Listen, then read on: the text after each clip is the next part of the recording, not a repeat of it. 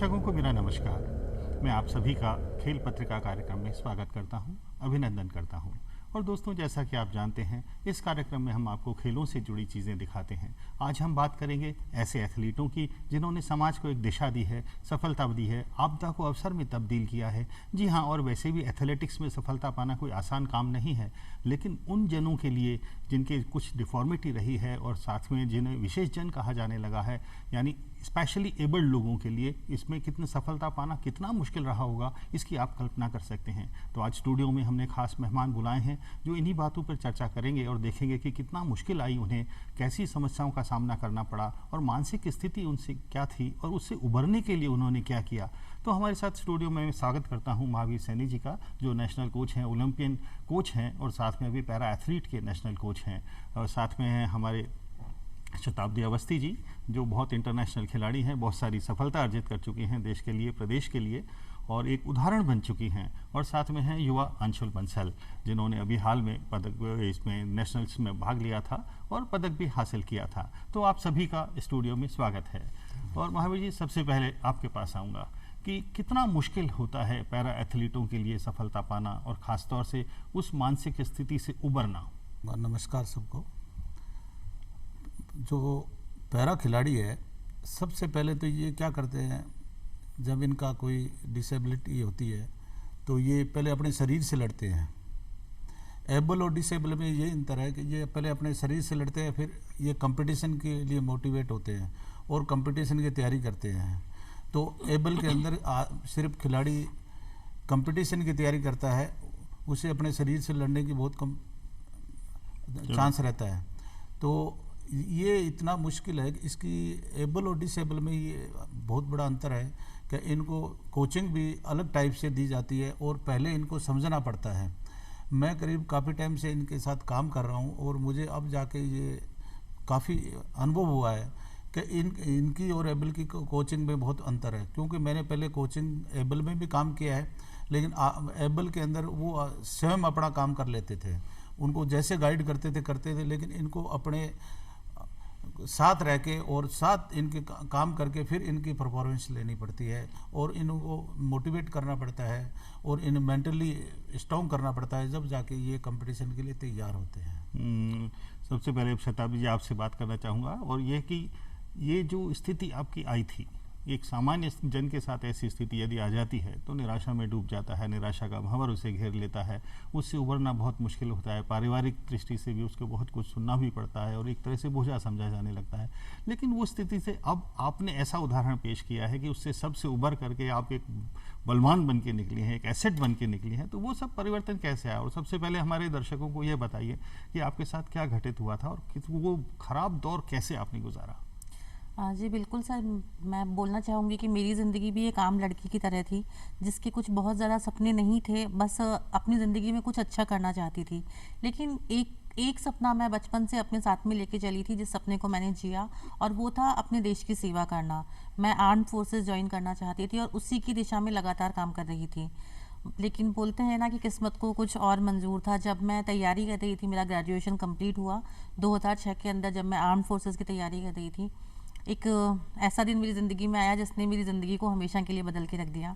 मैं छत से गिर गई थी और छत से गिरने की वजह से मुझे स्पाइनल कॉर्ड इंजरी हुई और मेरी कमर से नीचे के हिस्से ने काम करना बंद कर दिया।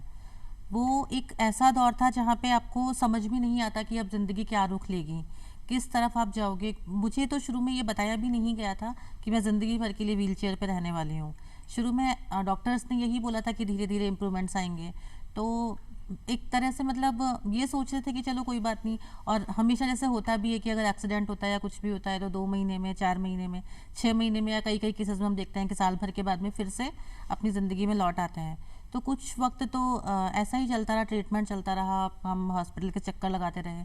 लेकिन जब धीरे धीरे रियलाइज़ होने लगा कि अब वक्त निकलता जा रहा है और कुछ चेंज नहीं हो रहा है, जैसी कंडीशन थी उसी कंडीशन में मैं रह रही हूँ, तो तब ये समझ में आने लगा कि शायद अब कुछ चेंज नहीं होगा और अब आपको इसी कंडीशन के अंदर पूरी ज़िंदगी निकालनी है।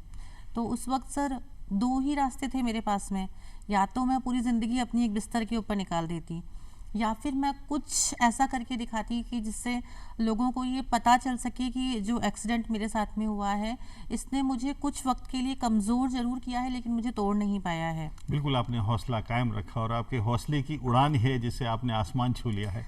तो ये हौसला जो आपको मिला, आपको खुद आपने अपने आप से लड़ी या आपको कहीं से समर्थन भी मिला, साइकेट्रिस्ट से, डॉक्टर से कुछ मिला, या आपको मोटिवेट कहाँ से हुई सर आप? सबसे बड़ा मोटिवेशन तो जो मुझे मिला वो मेरी फैमिली से मिला। मेरी फैमिली ने मुझे बहुत सपोर्ट किया क्योंकि मैं, जैसा आपने बोला कि एक बोझ वाली ज़िंदगी हो जाती है। मैं मानती हूँ कि मेरा एक्सीडेंट हुआ उसमें मेरा कोई रोल नहीं था, लेकिन फिर भी कहीं ना कहीं मैं उनके दुखों का एक कारण बनी थी।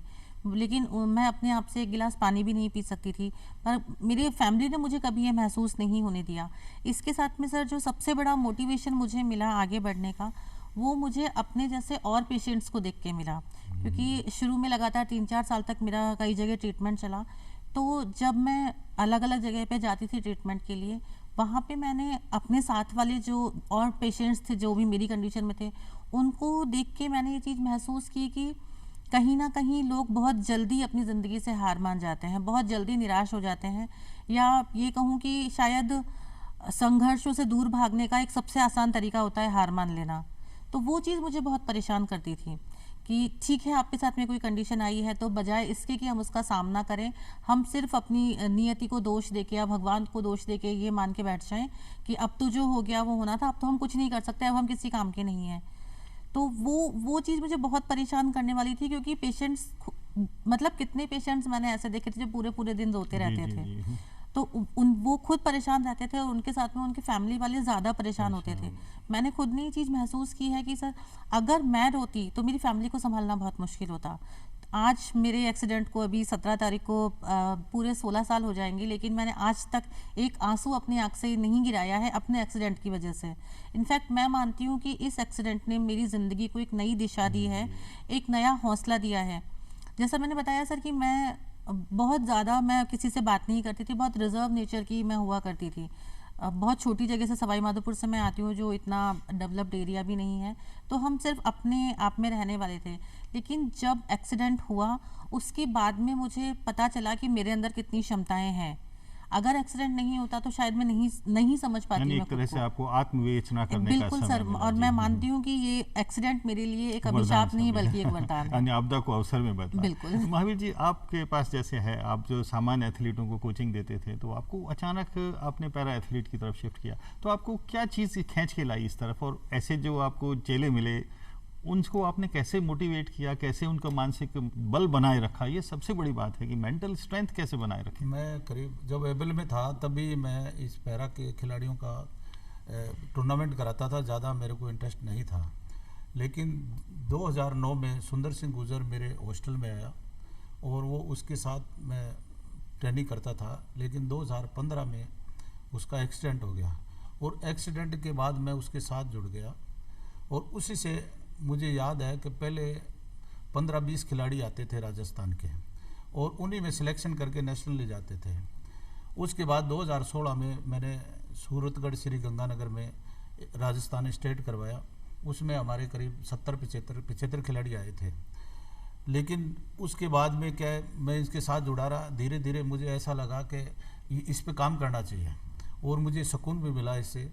और 2016 के अंदर ये शताब्दी को मैंने किसी के थ्रू जाना और इसके पास गया। मैं 3 घंटे से इसका मकान मिला मेरे को।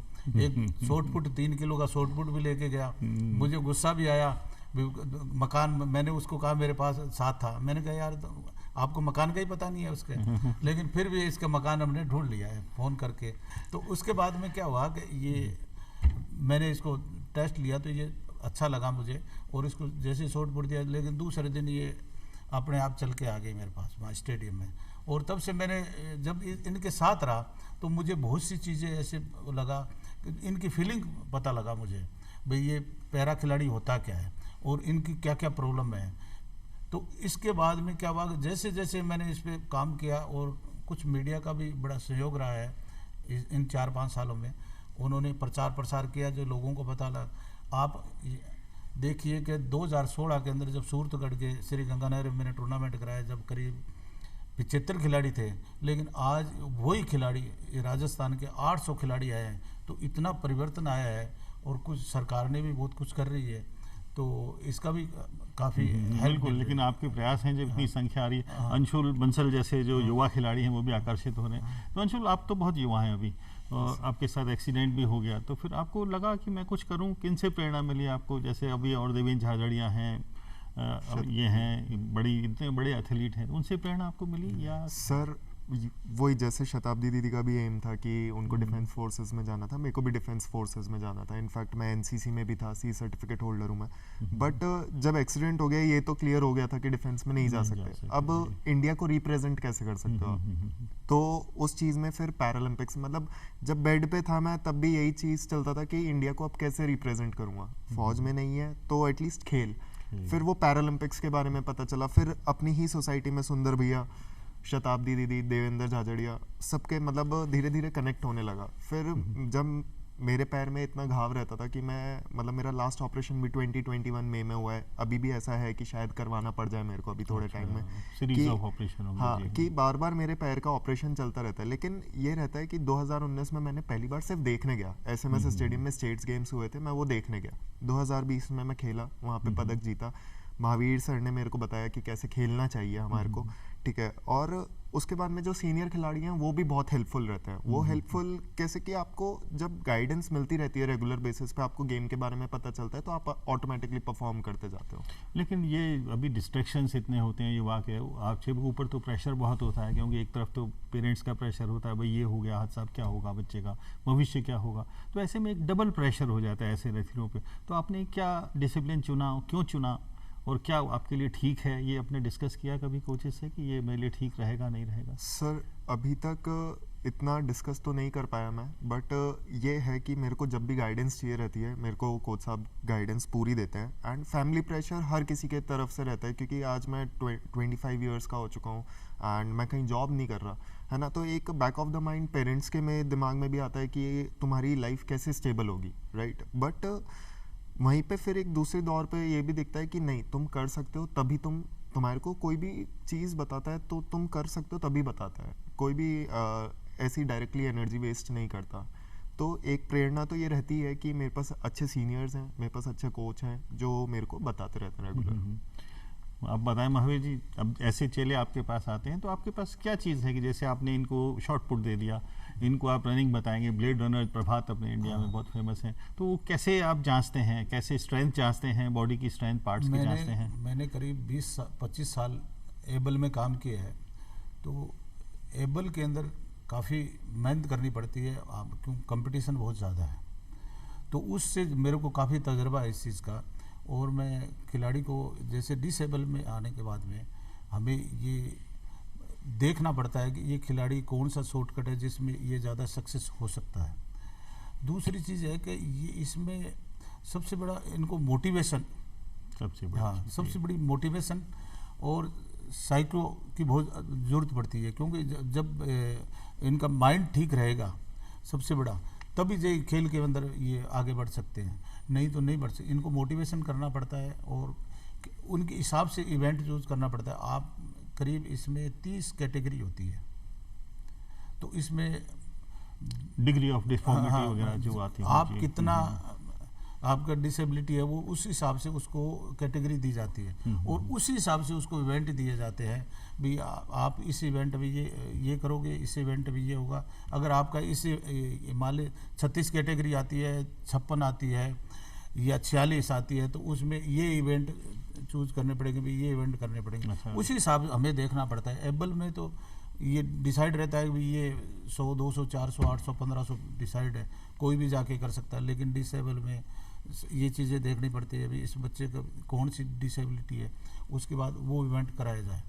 तो इसमें ये सबसे बड़ी प्रॉब्लम है, ये इसमें कैटेगरी बहुत है और इन कैटेगरियों को ध्यान में रखते हुए ये सारा काम करना पड़ता है। आपको शॉर्ट पुट, जैवलिन भी आप करती हैं, तो वो दोनों आपने जब हाथ में लिया होगा शॉर्ट पुट, लगा कि मैं ये कर सकती हूँ? सर मैं एक इंसिडेंस बताना चाहूँगी आपको। जब मैं पहली बार सर से मिली थी, 1 अक्टूबर की बात है, 1 अक्टूबर 2016 रियो ओलंपिक्स के बाद में, तो पहली बार जब मैं सर से मिली थी, मैं गाड़ी के अंदर बैठी हुई थी और सर ने किसी स्टूडेंट से शॉट पुट मंगाया और गाड़ी में से मुझे शॉट पुट दिया थ्रो करने के लिए। मैंने लाइफ में पहली बार शॉट पुट हाथ में पकड़ा था। मुझे नहीं पता कि इसका वेट कितना होता है या इसको किस तरह से थ्रो किया जाता है और क्या इसकी टेक्निक वाइज वो कुछ भी मुझे आइडिया नहीं था। तो गाड़ी में से ही बैठे बैठे मैंने उसको थ्रो किया। तो मुश्किल से 1-1.5 मीटर या जितना भी गया होगा। फिर सर ने मुझे व्हील चेयर पर शिफ्ट होने के लिए बोला। व्हील चेयर पे बैठ के मैंने थ्रो किया। मुश्किल से 2-2.5 मीटर मैं थ्रो कर पाई थी। तो मुझे नहीं पता कि मैंने कैसा किया था, क्योंकि पहली बार शॉट पुट हाथ में लिया था। लेकिन वो बोलते हैं ना सर कि एक जौहरी को ही हीरे की परख होती है। तो मैं तो एकदम कच्ची मिट्टी की तरह थी। तो सर को शायद मेरे अंदर वो स्पार्क लगा। तो सर ने मुझे फिर, जैसे सर ने बताया कि घर पे आए और घर ढूंढने में बहुत दिक्कत हुई, तो सर मुझे शॉट पुट देके गए थे और बोल के गए थे कि तू यहीं पे घर पे बैठे बैठे ही थ्रो करना। लेकिन मेरा मन नहीं माना। मेरा मन किया कि मैं स्टेडियम जाऊं, क्योंकि मुझे बहुत पॉजिटिव एनर्जी मिली थी स्टेडियम जाके। तो अगले दिन बारिश भी हो गई थी, तो सर से डांट भी पड़ी कि बारिश हुई है तो बारिश के अंदर क्यों आई है, नहीं आना चाहिए था। फिर अगले दिन मौसम ठीक रहा, मैं दोबारा गई 2-3 दिन चेंज भी आपको बहुत अच्छा लगा हाँ, होगा ना, 2-3 दिन जब क्योंकि मैं उस माहौल लगातार से गई, निकल के बिल्कुल, क्योंकि कभी देखा भी नहीं था, स्पोर्ट्स से कोई कनेक्शन भी नहीं रहा। जब मैं 2-3 दिन लगातार गई सुबह शाम, तो फिर सर को लगा कि नहीं, थोड़ी लगन है इसके अंदर। फिर रेगुलरली शॉट पुट मैं करने लगी उसके बाद में। महावीर जी, जैसे ट्रेनिंग इन्होंने बताया आप ये रेगुलर आने लगी, तो एक नॉर्मल एथलीट को आप ट्रेनिंग देते हैं, उसकी बॉडी का परफेक्ट बैलेंस होता है, एक रूटीन वर्कआउट आप दे देते हैं। लेकिन इनके साथ प्रॉब्लम आती है, पैरा एथलीटों के साथ बॉडी का बैलेंस प्रॉपर नहीं होता है, रूटीन टेक्निक से आप नहीं करा सकते हैं। तो कुछ इनोवेटिव टेक्निक्स आपने ईजाद की हैं कि भाई इनसे मैं इसको ट्रेनिंग दूं तो बेटर होगा, स्ट्रेंथ के जैसे नहीं, वो तो करना ही पड़ता है। वो तो जैसा खिलाड़ी होता है ना, जैसी क्वालिटी होती है, उसी हिसाब से उसके साथ काम किया जाता है, तभी जाके वो परफॉर्मेंस दे सकता है। और इसके साथ तो मैंने कभी 8-10 कंट्री साथ रहा हूँ, तो मुझे काफ़ी नॉलेज हो जाता है कि, और फिर इन लोगों से, हम खिलाड़ियों से सीखते हैं कि खिलाड़ियों की प्रॉब्लम क्या है। इस खिलाड़ी हम उसमें दिमाग लगाते हैं कि इस खिलाड़ी की ये प्रॉब्लम, ऐसे करने से इसकी परफॉर्मेंस आई, तो क्यों नहीं इस पे अप्लाई किया जाए, इस दूसरे खिलाड़ी पे अप्लाई किया जाए। तो ये अलग अलग, अगर आप इवेंट सही सेलेक्ट हो जाए तो वो खिलाड़ी आगे निकल जाता है। गलतियाँ क्या होती है कोचेज में कि खिलाड़ी का इवेंट सेलेक्ट नहीं हो सकता। अगर इवेंट सेलेक्ट हो गया तो ये समझो वो खिलाड़ी, अगर जिसको लगन है हाँ, तो वो आगे निकल जाता है। ये हमारे, जैसे मैं आपको कई उदाहरण देता हूँ। जैसे ओमवीर सिंह इंटरनेशनल बड़ा एशिया मेडलिस्ट था, वो मेरे को बोला मैं 1500 मीटर करूँगा। मैं कहा नहीं, उसको मैंने हाई जंप कराया। एक लड़का हाई जंप करने वाला था 75 मीटर, 1.75, उसको मैंने स्टीपल में डाला, वो स्टीपल में इंटरनेशनल बना, ओमवीर हाई जंप में बना। मैं, क्योंकि उसकी हाइट थी, क्यों वो बोला मैं 1500 मीटर करूँगा। मैं कि नहीं, 1500 मीटर में तो सक्सेस नहीं होगा। तो ये बहुत बड़ी काउंट करती है। जैसे सुंदर सिंह पहले शॉर्ट पुट करता था, मैंने कहा शॉर्ट पुट जब 7.25 किलो का शॉर्ट पुट आएगा तो बिल्कुल दब जाएगा, क्योंकि तेरी बॉडी पर असर ऐसा नहीं है। जेवलिन कराए तो वो जेवलिन में सक्सेसफुल है। ऐसे बहुत से लोगों को हम खिलाड़ियों को इवेंट चेंज कराते हैं, उससे क्या है वो आगे बढ़ जाते हैं। महावीर जी, इसमें एक पहलू और भी आता है कि मानवीय पहलू, आपकी भावनाएं कितना छूती हैं। तो आपके पास कई केसेस आते होंगे भाई ऐसे हैं, तो आपको लगता है कई बार अंदर से विचलित हो जाते हैं, या आपकी एक अलग से लगता है कि मैं और ज़्यादा हेल्प करूँ, एक कदम एक्स्ट्रा लूँ, ऐसे कुछ अनुभव हुए होंगे आपको, बताइए। नहीं, मैं मतलब ज़्यादा तो मैं इसके बारे में काफ़ी 5 साल में, अब जैसे इसके जो खेल भी कराते हैं, तो इनमें क्या है कि ये इनका कभी मैं बुरा नहीं मानता, क्योंकि ये इनके मेंटल इतना लेवल बहुत हाई नहीं है। क्योंकि ये कभी भी मतलब गर्म हो जाते हैं और कुछ बात भी कह देते हैं, फिर मैं सोचता हूँ मैं कि रहने दो, कोई बात नहीं इनकी। तो इनका क्या है कि ये परेशानी तो होती है, क्योंकि एक तो इवेंट बहुत ज़्यादा है, कैटेगरी बहुत ज़्यादा है, तो ये भी हमारे को थोड़ी परेशानी का सामना करना पड़ता है। एबल में इतनी परेशानी नहीं है। तो आप ये भी बताइए कि सरकार की तरफ से कितनी मदद मिली है, क्योंकि ओलंपिक्स के लिए बहुत तैयारी के लिए दिया गया था, पैसा भी दिया गया था, साधन भी हैं, तो क्या नॉर्मल एथलेटिक्स के मुकाबले इन्हें मिल रहा है सब कुछ? अब हिंदुस्तान में जो नॉर्मल खिलाड़ी को मिलता है उतना ही पैरा खिलाड़ी को मिल रहा है, और ये बहुत बड़ा मोटिवेशन है। जो आज इतनी भीड़ आ रही है एबल की चाहे डिसेबल की, पैरा की, यही कारण है कि आज नौकरियां मिल रही है। जो एबल को पैसा मिलता है वो डिसेबल को, सब कुछ बराबर है। मैंने भी सुना था रिजिजू खेल मंत्री जो थे वो आए थे, उन्होंने कहा था सब एथलीट हमारे लिए बराबर हैं। बिल्कुल सर, फिर एट भी पार, हाँ, जी, लेकिन फिर भी बिल्कुल। ऐसा लगता है कभी कभी कुछ और होना चाहिए, ये चीज़ हमारे पास हो जाए। जैसे आपके मेंटल स्ट्रेंथ का सवाल आता है तो आपको मेंटल ट्रेनर मिल जाए, उसकी सेवाएं मिल जाए तो आप लोग बेटर कर सकेंगे, ऐसा फील होता है? स्पेशली अगर मैं सर पैरा एथलीट्स की बात करूं तो कहीं ना कहीं इंडिया में एक्सेसिबिलिटी का इशू है कि मतलब जो स्टेडियम्स हैं वो Facilities तक एक्सेसिबल, जाना, हाँ, जी, हाँ। क्योंकि उसके पीछे रीज़न है कि हमारी कंट्री में आज भी जो डिसेबल लोग हैं, जो कम्युनिटी है, उसको जो मतलब समाज की जो मेन स्ट्रीम है उसका पार्ट नहीं माना जाता। तो बहुत सारी जगह पे हम देखते हैं अभी जो प्रेजेंट गवर्नमेंट है ये काफ़ी वर्क कर रही है इसके ऊपर एक्सेसिबिलिटी को लेके, बट स्टिल मुझे लगता है कि थोड़ा टाइम अभी और लगेगा। तो वो एक बहुत बड़ा इशू रहता है। लाइक हम अपने स्टेडियम की बात करें तो यहाँ पे वॉशरूम्स एक्सेसिबल नहीं होते, उस वजह से एक मतलब एक अननेसेसरी का एक प्रेशर रहता है माइंड के जी, ऊपर एक सामान्य कि हम एथलीटों फ्रीली के, जी, जी, हम फ्रीली ट्रेनिंग नहीं कर पाते। वो हम्म। कुछ है। बाकी हाँ, डेफिनेटली टेक्निक वाइज मतलब स्ट्रेंथ वाइज हम कहीं भी किसी से पीछे नहीं है, इंडिया सबसे आगे है, सब ये बात सब जानते हैं। लेकिन आजकल सर स्पोर्ट्स सिर्फ स्ट्रेंथ का काम नहीं रह गया है। स्ट्रेंथ तो सभी के पास में होती है, कुछ टेक्निकल चीज़ें भी उसमें इंक्लूड होनी जी। बहुत ज़रूरी है। उसके अंदर आपकी फिर फिजियोथेरेपी हो जाती है, मेंटल ट्रेनिंग हो जाती है, मेडिटेशन हो जाता है, डाइटिशियन हो जाते हैं। तो ये कुछ चीज़ें हैं जो और भी जिन पे और वर्क किया जा सकता है। और ऑलरेडी गवर्नमेंट अभी बहुत अच्छा काम कर रही है। जो टॉप्स स्कीम है उसके थ्रू एथलीट्स को ये अपॉर्चुनिटी मिली है कि वो जो भी फैसिलिटी लेना चाहें वो अवेल कर सकते हैं। बट फिर भी ये एक ऐसा फील्ड है जहाँ पे अभी हम और इम्प्रूवमेंट कर सकते हैं। हाँ, फैसिलिटीज़ के सेंटर्स कम हैं, यानी आपके Exactly. अप्रोच में और सेंटर्स बढ़ जाएं तो जी। नॉर्मल एथलीटों की रेंज में आ जाएंगे। नहीं, आज के जो गवर्नमेंट भी बहुत अच्छा कर रही है, लेकिन अभी जो प्रचार प्रसार हो रहा है ना, तो जैसे अभी कुछ लोग और बचे हुए हैं, जैसे मैं पैरा खिलाड़ियों की बात कर रहा हूँ, अगर इनको जैसे गांव में है कोई माध्यम हो तो उनको अगर, और बहुत लोगों को पता नहीं है क्योंकि अभी लोगों के फ़ोन आते हैं, सर मैं वहाँ से बोल रहा हूँ, सर उसको उनको अगर गाइडेंस मिल जाए तो और लोगों का इसमें इन्वॉल्व हो सकते हैं, भला हो सकता है, खिलाड़ी तैयार हो सकते हैं। अब की बार ओलंपिक में भी 19 मेडल आए, हिंदुस्तान का 24वां नंबर था। तो उससे पहले एक मेडल आता था, पिछली बार 5 मेडल आए थे। तो इसका नो डाउट इम्प्रूवमेंट तो हो ही रहा है, पैरा का भी इम्प्रूवमेंट हो रहा है और एबल का भी हो रहा है। ऐसा भी एक चीज़ और होती है कि आपको कुछ एक्स्ट्रा अटेंशन भी चाहिए होता है। एक नॉर्मल एथलीट चला जाएगा तो अपने इवेंट कर लेगा, लेकिन आपको एक्स्ट्रा अटेंशन चाहिए होता है, एक्स्ट्रा फैसिलिटी चाहिए होती है। अभी मैंने कहीं पढ़ा था कि एक एथलीट थे शायद व्हील चेयर वाले, और वो गिर गए थे, उससे फिर हॉस्पिटलाइज होना पड़ा था। तो इस तरह के जो इंसिडेंट्स हैं वो दिमाग पे असर डालते हैं। पूरा फैसिलिटी पूरी प्रॉपर होती है या होनी चाहिए, वो कहीं इवेंट में जाने पे फील होता है आपको? सर बिल्कुल होता है। जैसा अभी सर ने बोला भी था स्टार्टिंग में कि हमें सबसे पहले खुद से लड़ाई करनी पड़ती है। अब जब मैं अगर मेरी बात करूं तो मेरा जो एक अपने आप से लड़ाई होती है वो सुबह उठने से शुरू होती है, क्योंकि बिस्तर से उठने के लिए मुझे एफर्ट्स करने पड़ते हैं। और उसके बाद में फिर हम अपने आप को तैयार करते हैं कॉम्पिटिटर से compete करने के लिए। और ऐसी सिचुएशंस में अगर कुछ मिस हैपनिंग होती है, मैं खुद मेरी बात करूंगी सर, मुझसे तो शायद ज़्यादा अनलकी कोई नहीं होगा। मेरे दोनों बड़े टूर्नामेंट में मेरे साथ में यही हुआ कि वर्ल्ड चैम्पियनशिप के अंदर, एशियन गेम्स के अंदर, जहाँ पे मैं आज भी मैं श्योर हूँ कि एशियन गेम्स में मेरा मेडल होता अगर मैं परफॉर्म कर पाती।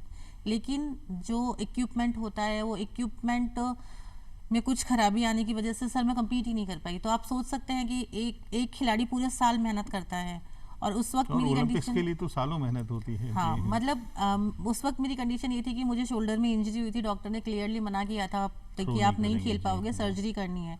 लेकिन मेरी जिद थी कि नहीं, मुझे पहले अपना गेम करना है, मैं उसके बाद में सर्जरी करवाऊंगी। मुझे टेनिस एल्बो था, मैं मतलब पहले फिजियो के पास में जाती थी, अपना फिजियोथेरेपी लेती थी, उसके बाद में आके ग्राउंड पर प्रैक्टिस करती थी और मैं बहुत अच्छी तैयारी में थी। और जब मेरा इवेंट आया, मेरा नंबर आने वाला था, तो जब वो मेरे स्टैंड को टाइट कर रहे थे उस वक्त शायद पता नहीं मतलब क्या हुआ कि उसकी वेल्डिंग निकल गई। मतलब सिर्फ 1 मिनट, अगर 1 मिनट मुझे और मिलता तो मैं बैठ के अपना थ्रो कर चुकी होती, और अगर एक भी थ्रो कर पाती तो मेरा मेडल आ जाता। तो ये चीज़ें हैं जो बहुत ज़्यादा आपको डिमोरलाइज करने वाली होती हैं, और कहीं ना कहीं पूरी तरह से आपका जो कॉन्फिडेंस होता है वो टूट जाता है। जी। तो लेकिन मैं ये मानती हूँ सर कि एक खिलाड़ी ही ऐसा इंसान होता है जो कभी ज़िंदगी में हार नहीं मानता। पूरे हर खिलाड़ी पूरे साल मेहनत करते हैं, लेकिन मेडल सिर्फ 3 ही लोगों के आते हैं। तो श्वेता जी, आपने अपने बारे में बताइए कि आपने कौन सा सबसे बड़ा टूर्नामेंट, किस मेडल ने आपको सबसे ज़्यादा संतोष दिया? पहले मेडल ने तो जरूर दिया होगा, मेरे को Definitely. लगता है, क्योंकि वो आप एक दौर से निकली थी, एक नई पायदान पर आ पाई थी। सर, मैं जैसा मैंने बताया कि मैं हमेशा मतलब जो एक सपना था कि अपनी कंट्री के लिए कुछ करने का, वो रह रह के परेशान करता था, वो तकलीफ देता था, एक कसक दिल में उठती थी कि कुछ नहीं कर पाए हैं। तो जब मैंने स्पोर्ट्स स्टार्ट किया 2017 में, मैंने पहला अपना टूर्नामेंट खेला था दुबई में, और जब पहली बार इंडिया की जर्सी पहनी, तो जब आपके बैक पे वो 5 लेटर्स लिखे हुए होते हैं INDIA, तो कहीं ना मतलब आपको लगता है कि जो 135 करोड़ लोग हैं, उनकी भावनाओं को आप अपने साथ में लेके चल रहे हैं, उनकी उम्मीदों का बोझ आपके ऊपर होता है। तो वो आपको एक पॉजिटिव प्रेशर देता है कि नहीं, आज मैं यहाँ पे खेल रही हूँ तो मैं अकेली नहीं खेल रही हूँ, मेरे पीछे 135 करोड़ लोग हैं, उनकी उम्मीदें हैं। उम्मीदें टिकी हैं जी। और जिस वक्त मेरा सिल्वर मेडल आया था उस टूर्नामेंट के अंदर, और जिस वक्त मेरा नाम अनाउंस हुआ शताब्दी अवस्थी फ्रॉम इंडिया, तो वो ये 3 वर्ड्स ऐसे हैं सर जो हमेशा मेरे कान में गूंजते हैं। और वहाँ पे मुझे लगा कि जो मेरा एक सपना था अपनी कंट्री के लिए कुछ करने का, उसको मैं बहुत हद तक जी पाई हूँ। और उसके बाद में मैंने फिर काफ़ी सारे टूर्नामेंट में मुझे मेडल मिले, स्विट्ज़रलैंड के अंदर, इटली के अंदर, बर्लिन में, और मैंने वर्ल्ड चैम्पियनशिप, जो बड़े टूर्नामेंट होते हैं हमारे, कॉमनवेल्थ, एशियन गेम्स, ओलंपिक्स और वर्ल्ड चैम्पियनशिप, तो मैंने वर्ल्ड चैम्पियनशिप और एशियन गेम दोनों में मैंने कंट्री को रिप्रेजेंट किया है। और जैसे मैंने अभी बताया कि दोनों ही टूर्नामेंट के अंदर मैं मेडल की कंटेंडर थी, लेकिन दोनों टूर्नामेंट में मैं पार्टिसिपेट नहीं कर पाई। जी जी बिल्कुल। जी। अंशुल, आप सुन रहे हैं इतनी सारी उपलब्धियां, तो आपको कितनी प्रेरणा मिल रही है, और आप अब कुछ संकल्प ले रहे होंगे ना, सर, तो आप बताएं जो आप लोगों को कि भाई कैसे क्या करना चाहिए, कैसे संकल्प ले रहे हैं आप भी, और कैसे फॉलो करें। सर, एक तो जो सबसे बड़ी चीज़ कई सर ने भी, मैम ने भी, कि मेंटल स्टेबिलिटी बहुत ज़्यादा नेसेसरी होती है। मतलब बीइंग अ डिसेबल्ड पर्सन, मतलब फैक्ट तो वो है कि हैं हम डिसेबल्ड, स्पेशली एबल्ड।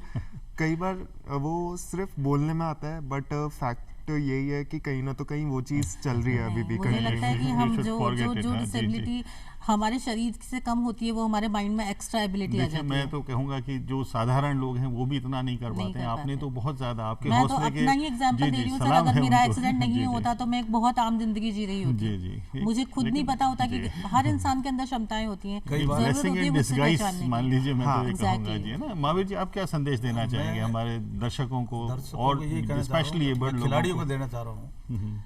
खिलाड़ी 50% तो ग्राउंड में आता है, और 50% उसको और चाहिए जब वो जाके एक अपने Olympic, Asia level, international level, national level का प्लेयर बनता है। क्योंकि कोचिंग के अलावा बहुत कुछ चाहिए खिलाड़ी को। जैसे मैंने पहले भी कहा था कि जैसे मान लें फिजियो है, ट्रेनर है, मेंटल मेंटल स्टेट, ये डॉक्टर है, मसाजर है, तो ये इन सब की कोच है।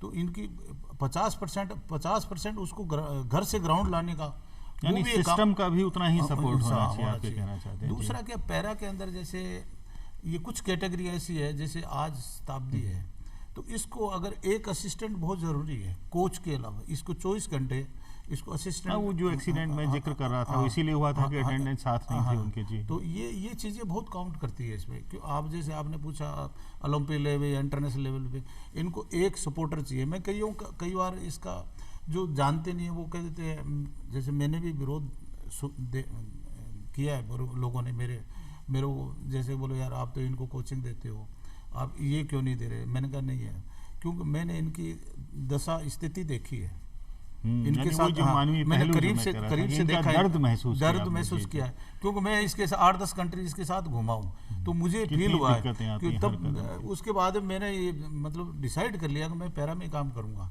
क्यों, तभी मेरे कोई इनकी बात कोई बुरा भी नहीं लगती। लेकिन इनको क्या है कि अब जैसे मान ले, अगर ये शताब्दी किस्सा बता रही थी, बोले एक बार मैं सो रही थी, अब ये रात को अगर इनको पानी की जरूरत पड़ जाए तो भी साथ में, तो ये अपने इच्छा से इनको एक असिस्टेंट जरूरी है। अब रात को चाहे माँ हो, चाहे बहन हो, चाहे कोई भी हो, मतलब ये देखिए कि रात को ये पानी नहीं पी सकते हैं। कुछ लोगों के जो हमारे साथ रहते हैं वो बताते हैं अपनी घटनाएं, जैसे बाथरूम में, तो बाथरूम अकेले नहीं कर सकते। तो ये कोई स्थिति, इन स्थिति से उभर के, और जो कंपटीशन लड़ता है तो उनसे वो एबल से तो तकड़ा ही बहुत सही बात है। आप भी इस बात से एंडोर्स करेंगी। लेकिन फिर भी मैं आपके हौसले को भी सलाम करता हूं, और साथ में चाहता हूं कि आप भी कुछ संदेश दें सभी को। मैं जितने भी लोग मुझे सुन रहे हैं मैं यही बात बोलना चाहती हूँ कि ज़िंदगी हार मानने के लिए नहीं होती है, और वो ज़िंदगी ही नहीं होती जहाँ पे संघर्ष नहीं होते। जी बिल्कुल, आप सही कह रही हैं। और दर्शकों, जैसा कि कह रही हैं शताब्दी जी, और बिल्कुल संघर्ष ही जिंदगी का नाम है। और आपने देखा कि किस हद तक संघर्ष करना पड़ता है पैरा एथलीटों को, हर कदम कदम पे संघर्ष किया है। पहले खुद से संघर्ष, शरीर से संघर्ष, फिर ट्रेनिंग से संघर्ष, और उसके बाद में इनके हौसले की उड़ान इन्हें ले जाती है आसमान तक। तो हमारे सामने ऐसे उदाहरण मौजूद हैं जिन्होंने समाज को दिशा दी है, परिवार के लिए संबल बने हैं। उन्हें स्पेशली डिसेबल्ड कहना भी ठीक नहीं है, बल्कि इन्होंने आपदा को अवसर में तब्दील किया और बेहद सफल हुए हैं ज़िंदगी में। तो हम आप सभी का धन्यवाद करता हूं मैं, शताब्दी जी आपका, महावीर जी आपका, अंशुल आपका, तीनों से बहुत सार्थक बातचीत हुई। और इसी के साथ मैं आपसे विदा लेता हूं, इस उम्मीद के साथ कि अगले अंक में फिर मिलेंगे।